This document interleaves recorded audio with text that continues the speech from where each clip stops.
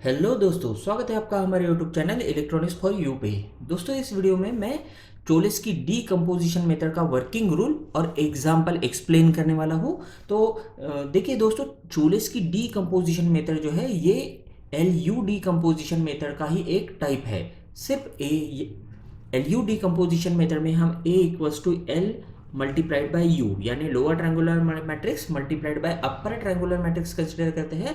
तो in case of चोलेस की ये जो ए रहता है यानी ऑगमेंटेड मैट्रिक्स, इसको हम एक्सप्लेन करते हैं in the form of L multiplied by L transpose. तो इसको ये जो स्टेप्स है इसके पहले मैंने एक्सप्लेन की थी।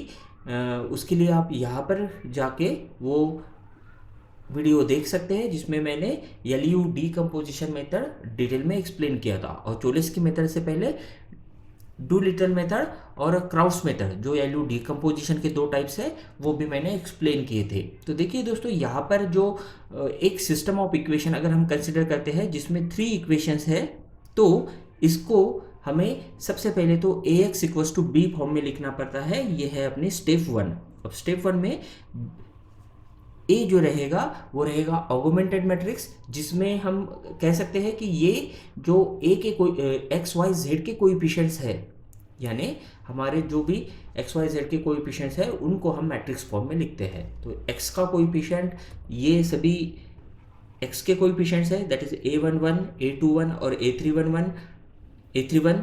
सिमिलरली ये वाई के कोएफिशिएंट्स और ये वाले हैं जेड के कोएफिशिएंट्स। एक्स जो रहता है ये रहता है हमारा वेरिएबल वेक्टर।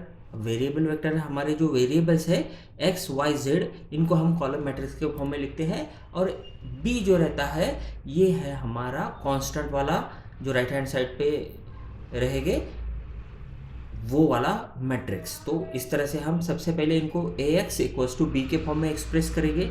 नेक्स्ट जो रहेगा चोलिस के मेथड में जो मोस्ट इंपॉर्टेंट है स्टेप 2, ये रहेगा A equal to L into L transpose.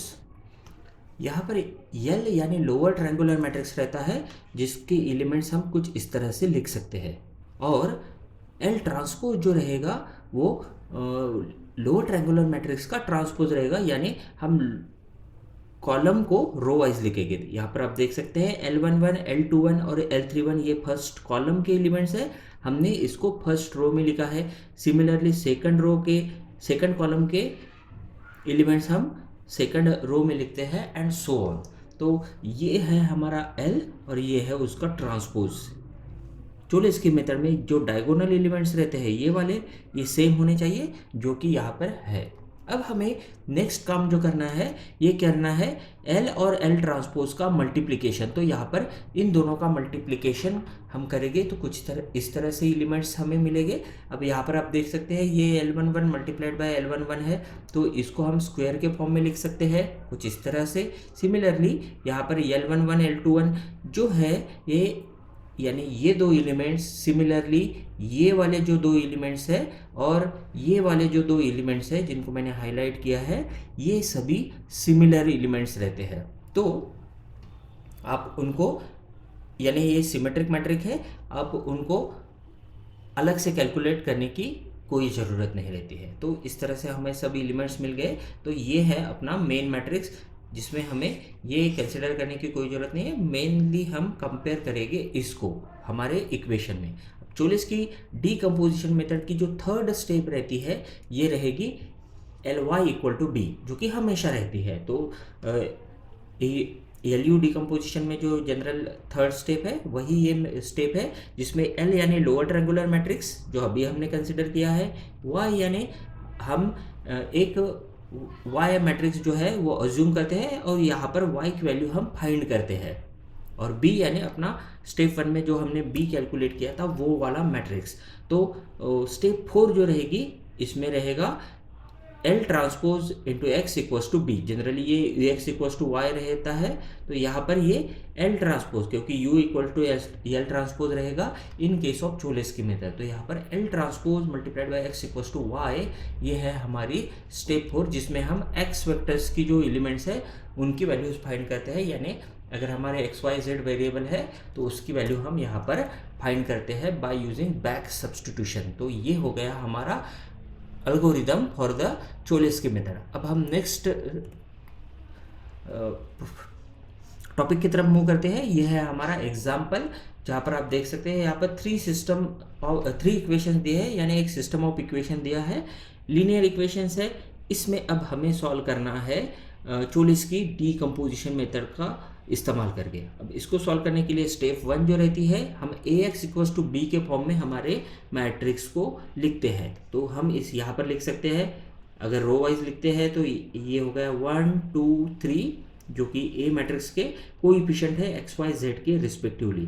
Then ये है 2 8 22, और थर्ड रो में जो है थर्ड इक्वेशन से आपको मिलता है 3 22 और 82। इस तरह से आपको जो यहाँ पर एलिमेंट मिल रहे हैं ये हो गए अपना ए मैट्रिक्स। अब एक्स मैट्रिक्स जो रहता है वो अपने वेरिएबल्स रहते हैं, यहाँ पर अपने वेरिएबल्स एक्स वाई और जेड है, तो हम उसको लिखेंगे। और इक्वल टू बी है, बी यानी कांस्टेंट 5 6 और 10 रिस्पेक्टिवली। अब स्टेप 2 जो है, इसमें हम करते हैं A equals to L into L transpose, जो कि मैंने ऑलरेडी बताया है। ये है L, ये वाला मैट्रिक्स है L ट्रांसपोज, और इनका मल्टीप्लिकेशन हमें कुछ इस तरह से मिलेगा। ये है अपना A मैट्रिक्स। तो हमने जिसको A equals to L into L transpose के फॉर्म में एक्सप्रेस किया है।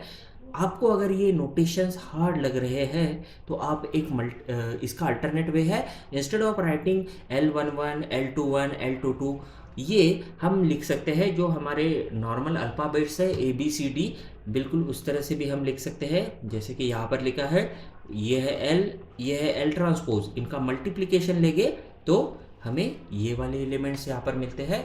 आप इनको भी कंपेयर करके सॉल्व कर सकते हैं, आपको जैसा इजी लगता है उस तरह से।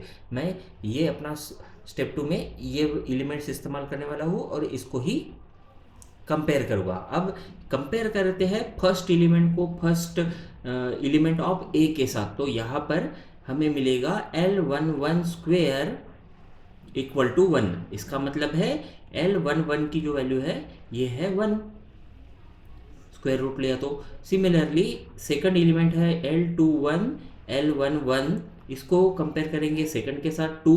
अब L11 की वैल्यू 1 है, यहाँ पर पुट करेंगे तो L21 की वैल्यू हमें मिलती है 2। सिमिलरली यहाँ पर L31 फर्स्ट रो का थर्ड एलिमेंट है L31 L11, इसको कंपेयर करेंगे फर्स्ट रो के थर्ड एलिमेंट 3 के साथ, तो हमें L31 की वैल्यू मिलती है 3। तो इस तरह से हमें ये 3 वैल्यूज़ यहाँ पर मिलेगी। अब देखिए दोस्तों, ये वैल्यू और ये वैल्यू सेम रहती है, तो फिर से हमें इसको कैलकुलेट करने की कोई ज़रूरत नहीं है। सिमिलरली ये वैल्यू जो रहेगी ये इसको इक्वल रहेगी, इसलिए हम फर्दर इसको भी कैलकुलेट नहीं करेंगे। अब हमें नेक्स्ट जो वैल्यू कैलकुलेट करनी है, ये कैलकुलेट करनी है ये वाली।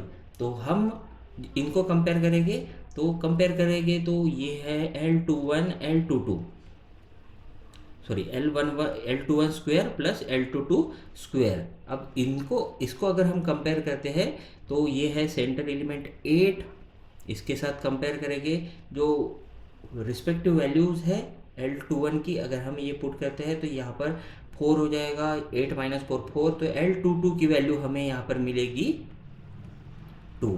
स्क्वायर रूट लिया तो हमें L22 की वैल्यू 2 मिलेगी। बस सेम वे से अब हमें ये वैल्यू भी कैलकुलेट करनी है और आखिरी में ये। तो इसी तरह से अगर हम कैलकुलेट करते हैं तो L32 की वैल्यू हमें मिलती है 8, और L31 की जो वैल्यू है ये हमें मिलती है L33 की वैल्यू, यहाँ पर L33 चाहिए था, L33 की जो वैल्यू है ये हमें मिलेगी 3। अब हमें नेक्स्ट काम करना पड़ेगा, इस मैट्रिक्स को लिखना पड़ेगा A equal to L into L transpose. हम जो भी रिस्पेक्टिव वैल्यूज़ हमें मिली है L32 L33 और ये वाली सभी वैल्यूज़, इनको अगर पुट करते हैं इस मैट्रिक्स में, ये वाले इक्वेशन में अगर हम पुट करते हैं तो हमें मैट्रिक्स कुछ इस तरह से दिखेगा। अब हमें ये हो गई अपनी स्टेप 2। अब हमें स्टेप 3 सॉल्व करनी है। तो स्टेप 3 जो है बेसिकली ये हमारे स्टेप 1 और 2 से बनी है। तो देखिए कैसे, Ax इक्वल्स टू बी हमने पहले एज्यूम किया था, A का फॉर्म लिखा था हमने L into L transpose multiplied bye x है इक्वल टू बी। अब क्या करना है हमें करना है ये जो है इसको हम y एज्यूम करते हैं, तो हमें मिलता है L into Y equal to B. तो हमारी स्टेप 3 जो है ये रहेगी L y इंटू बी, और हमने एज्यूम भी किया है एक, तो ये है L transpose multiplied by x equals to B. अब यहाँ पर हमें step 3 L y equal to B हम सॉल्व करेंगे। तो L यानी लोअर ट्रायंगुलर मैट्रिक्स जो कि हमें मिलता है, हमें मिला है ऑलरेडी हमने लिखा भी है, ये है 1 0 0, देन ये है 2, यहाँ पर है 3, यहाँ पर भी है 2 8 3। आप पीछे वाले पेज पे जाके देख सकते हैं, ये है अपना L transpose multiplied by Y. Y जो मैट्रिक्स रहता है बी जैसा रहता है, बी अपना 3/1 का था, तो ये हम अज्यूम करेंगे 3/1, और इसके जो एलिमेंट्स है हम कंसिडर करेंगे y2 y1 y2 y3 respectively. हमें नोटेशन है तो आप आपकी मर्जी से भी इसको ले सकते हैं। हमारा बी मैट्रिक्स था, तो ये बी मैट्रिक्स है 5 6 -10। अब हमें क्या करना है, सिर्फ इसका मल्टीप्लिकेशन करना है। अगर हम मल्टीप्लाई करते हैं तो y1 की जो वैल्यू है हमें यहाँ पर मिलती है 5, y2 जो है ये क्या रहेगा 2y1 plus 2y2 equal to 6। अब y1 की वैल्यू हम यहाँ पर पुट करते हैं तो हमें यहाँ पर y2 की वैल्यू मिलेगी, और y2 की वैल्यू जो है ये रहेगी, आप कैलकुलेट करके देख सकते हैं, ये रहेगी -2। सेम वैसे हम y3 की वैल्यू कैलकुलेट कर सकते हैं। यहाँ पर इक्वेशन रहेगा ये वाला, तो 3 multiplied by y1 plus 8 y2 plus 3 y3 equal to -10। y1 की वैल्यू है 5, तो 3 इंटू 5 यहाँ पर लिखेंगे, प्लस 8 इंटू y2 की वैल्यू है -2 प्लस 3y3 इक्वल टू -10। तो इसको सॉल्व करने के बाद हमें y3 की वैल्यू मिलती है -3। तो हमें यहाँ पर y मैट्रिक्स जो है वो मिल गया है, y1 है 5, y2 है -2 और y3 है -3। तो ये है y जिसको हम हमारे स्टेप 4 में इस्तेमाल करने वाले हैं। हमारी स्टेप 4 जो रहती है ये हो जाएगी अब on the basis of this L, यहाँ पर L transpose into X equal to ये y चाहिए था, तो L transpose into X equal to Y है हमारी स्टेप 4, जिसमें हम y का भी इस्तेमाल कर रहे हैं। तो ये हो गया L ट्रांसपोज, ये हो गया x मैट्रिक्स जो हमने स्टेप 1 में मिला था, और ये है अपना y मैट्रिक्स जो अभी हमें स्टेप 3 में मिला। इनका अगर हम मल्टीप्लिकेशन लेते हैं, लेकिन ये अब बैक सब्सटीट्यूशन से सॉल्व करना पड़ेगा, तो ये नीचे वाला जो रहता है ये सबसे पहले सॉल्व करेंगे। तो 3z इक्वल टू हमें मिल रहा है -3। इसका मतलब है z की वैल्यू हमें जो मिल रही है ये है -1। सिमिलरली अब ये जो है सेकंड इक्वेशन, ये रहेगा 2y plus 8z equal to -2, और इसको अगर हम सॉल्व करते हैं तो हमें y की वैल्यू जो है ये मिलेगी यहाँ पर 3। और आखिरी में है ये पहला वाला इक्वेशन, तो ये है x plus 2y plus 3z equal to 5। ये वाला 5 इक्वल टू, इसमें x और y और z की वैल्यू हमें पुट करनी है, तो x प्लस 2y यानी ये हो जाता है 6 प्लस 3z हो जाता है -3 इक्वल टू 5। इसको अगर हम सॉल्व करेंगे तो हमें x की जो वैल्यू है ये मिलती है इक्वल टू 2। तो इस तरह से हमें x जो है ये मिलता है 2, y की वैल्यू हमें मिल रही है 3, और z की वैल्यू जो है ये है -1। तो ये है हमारे रूट्स ऑफ द इक्वेशन। तो इस तरह से हमने यूजिंग चोलेस्की मेथड एक प्रॉब्लम सॉल्व किया। एक प्रैक्टिस प्रॉब्लम आपके लिए है, यह है गिवन प्रॉब्लम। इसमें हमारा L मिलेगा, Y ये वाला मिलेगा, और ये हमारा आंसर रहेगा। L ट्रांसपोज L से आप लिख सकते हैं कि क्या रहेगा करके।